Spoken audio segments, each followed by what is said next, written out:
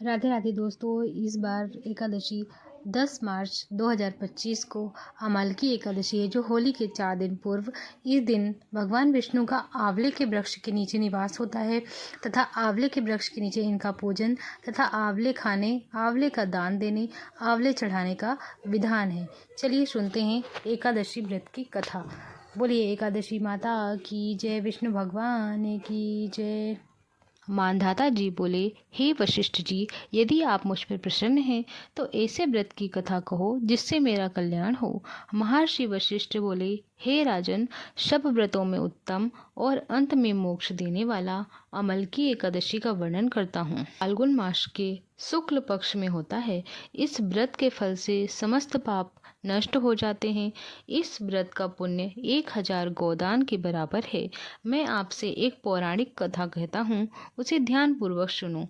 एक वैदिक नगर था। उस नगर में ब्राह्मण, वैश्य, क्षत्रिय, शूद्र चारों वर्ण आनंद पूर्वक रहते थे। नगर में सदैव वेद ध्वनि गूंजा करती थी। उस जगह पापी, दुराचारी, नास्तिक आदि कोई भी नहीं था। उस नगर में चैत्र रथ नामक एक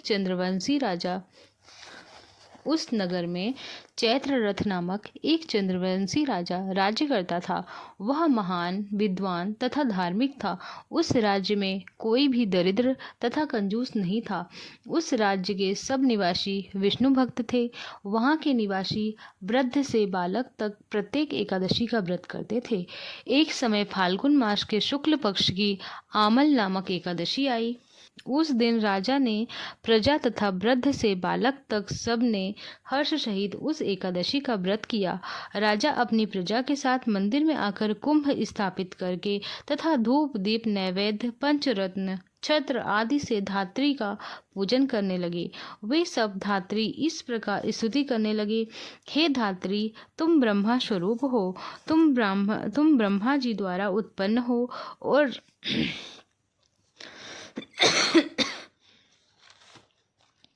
समस्त पापों को नष्ट करने वाली हो। तुमको नमस्कार है।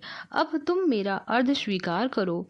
तुम श्री रामचंद्र जी के द्वारा सम्मानित हो। मैं आपकी प्रार्थना करता हूँ, मेरे समस्त पापों का हरण करो। उस देवालय में रात्रि को सबने जागरण किया।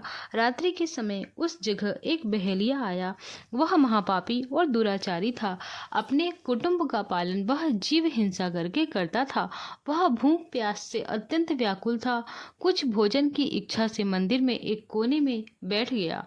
उस जगह विष्णु भगवान की कथा तथा एकादशी महत्व सुनने लगा। इस प्रकार उस बहेलिये ने समस्त रात्रि को अन्य लोगों के साथ जागरण कर व्यतीत की। प्रातः काल होते ही सभी लोग अपने घर को चले आए। इस प्रकार वह बहेलिया भी अपने घर को चला गया और भोजन किया। कुछ समय बीतने के पश्चात उस बहेलिये की मृत्यु हो गई और अमल की एकादशी के व्रत तथा जागरण के प्रभाव से उसने एक राजा के यहाँ जन्म लिया। उसका नाम वसुरथ रखा गया।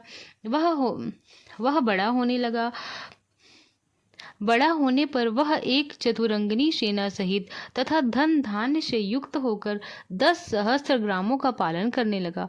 वह तेज में सूर्य के समान, कांति में चंद्रमा के समान, वीरता में विष्णु भगवान के समान और क्षमा में पृथ्वी के समान था। वह अत्यंत धार्मिक, सत्यवादी, कर्मवीर और विष्णु भक्त था। वह प्रजा का समान भाव से पालन करता था। दान देना उसका नित्य का कर्तव्य था। एक दिन वह राजा शिकार खेलने के लिए वन को गया। देव योग से वन में वह रास्ता भूल गया और दिशा ज्ञान न होने के कारण उसी वन में एक वृक्ष के नीचे सोता रहा।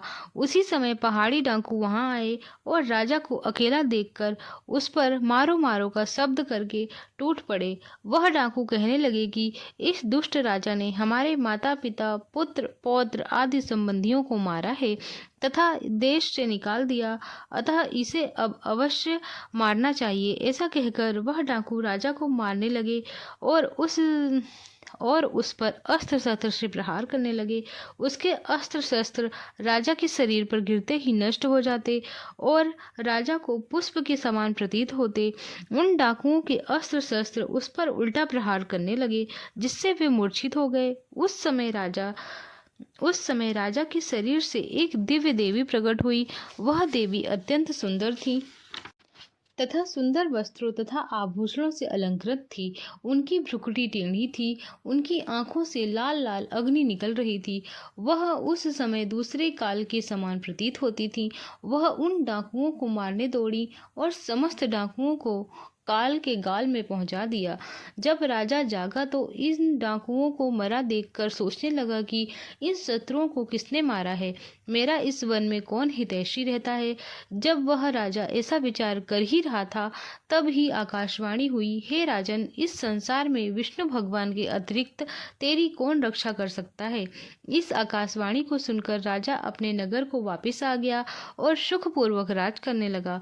महर्षि वशिष्ठ जी बोले, हे राजन, यह सब अमल की एकादशी के व्रत का प्रभाव था।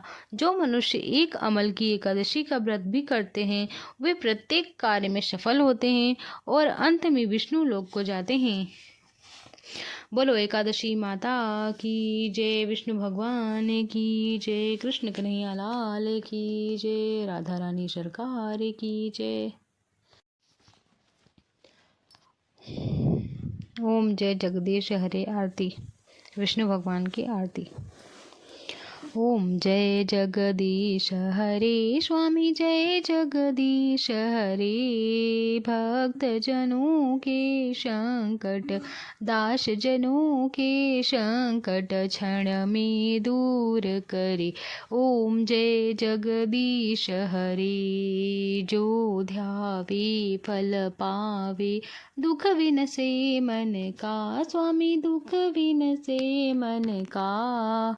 सुख संपत्ति घर आवे, सुख संपत्ति घर आवे, कष्ट मिटे तन का। ओम जय जगदीश हरे। मात पिता तुम मेरे, शरण गहूँ मैं किसकी, स्वामी शरण गहूँ मैं किसकी। तुम बिन और न दूजा, प्रभु बिन और न दूजा, आश करूँ मैं जिसकी। ओम जय जगदीश हरे। तुम पुण्य परमात्मा, तुम अंतरयामी, स्वामी तुम अंतरयामी। पार ब्रह्म परमेश्वर, पार ब्रह्म परमेश्वर, तुम सबके स्वामी। ओम जय जगदीश हरे। तुम करुणा के सागर, तुम पालन करता, स्वामी तुम पालन करता। मैं मूरख खल कामी, मैं सेवक तुम स्वामी, कृपा करो भरता। ओम जय जगदीश हरे। तुम हो एक अगोचर, सबके प्राणपति, स्वामी सबके प्राणपति। किस विधि मिलहूँ दया में, किस विधि मिलहूँ दया में, तुमको मैं कुमति। ओम जय जगदीश हरे। दीन बंधु दुख हरता, तुम रक्षक मेरे, स्वामी तुम ठाकुर मेरे। अपने हाथ बढ़ाओ, करुणा हाथ बढ़ाओ, द्वार पड़ा मैं तेरे।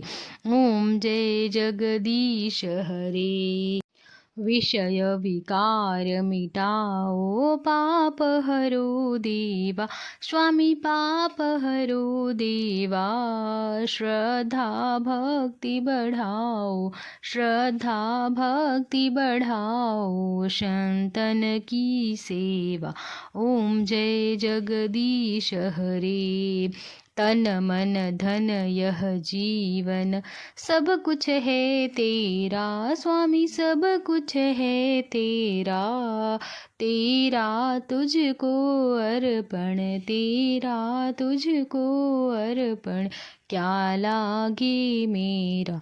ओम जय जगदीश हरे।